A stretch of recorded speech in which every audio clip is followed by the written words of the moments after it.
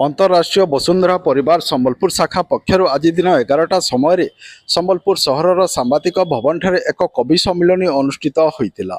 एथिरे बरगढ़ और संबलपुर जिला समेत भुवनेश्वर और छत्तीसगढ़ राज्य 50 रु ऊर्ध्व कवि कवयित्री माने कार्यक्रम उपस्थित रही।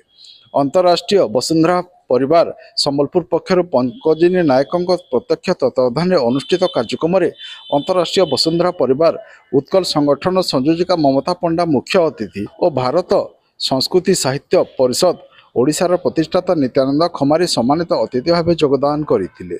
नारी मानक सशक्त नारी शिक्षा नहीं अंतरराष्ट्रीय वसुंधरा परिवार पक्षर कार्य करा जाउतबा बेले देश में साहित्य और संस्कृतिर प्रचार और विकास नहीं अनेक कार्य संगठन करुछि बोली एही अवसर में सूचना दिया जाइथिला।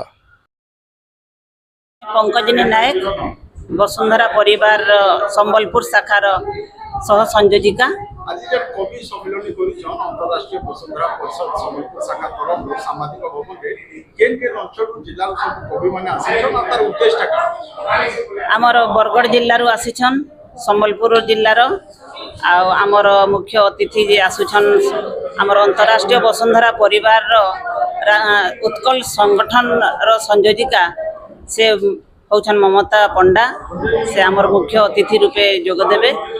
नित्यानंद खमारी जे भी से वसुंधरा परिवार रे जड़ित अछन आ भारतीय साहित्य संसद सांस्कृतिक संसद रो से प्रतिष्ठाता से भी आमर सम्मानित अतिथि भावे आमे पाइछु। आमर अंतरराष्ट्रीय वसुंधरा परिवार रो वार्ता होचे जे आमे केनता नारी मान को सशक्त करमु नारी शिक्षा केनता शिक्षित करा जिबा तापरे आमर देशर साहित्य संस्कृति ये सबूर केंती उन्मूलन करी तार विकास करा जिबा आमर साहित्य विभाग के केंती आगे बढ़ा जिबा तार उद्देश्य होचे आमर ई वसुंधरा परिवार कार्यक्रम। आज आमर 50 रु ऊर्ध्व कवि कवयित्री आसबार संभावना अच्छे। आज्ञा संबलपुर जिला आ बरगढ़ जिलार आमर छत्तीसगढ़ रु भी जड़े कवि आसीछन एमती आमर भुवनेश्वर रु भी आसबे। मोर नाम ममता नाथ ननपड़ा संबलपुर आइसे।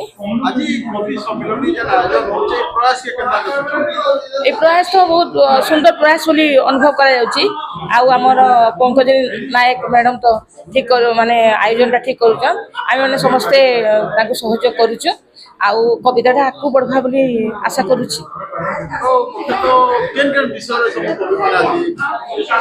सब माने जहाँ जहाँ डका सब कवि माने आउछन आउ एठी संबलपुरी हिंदी ओडिया सब कविता एठी माने पाठ करि पारिबे से।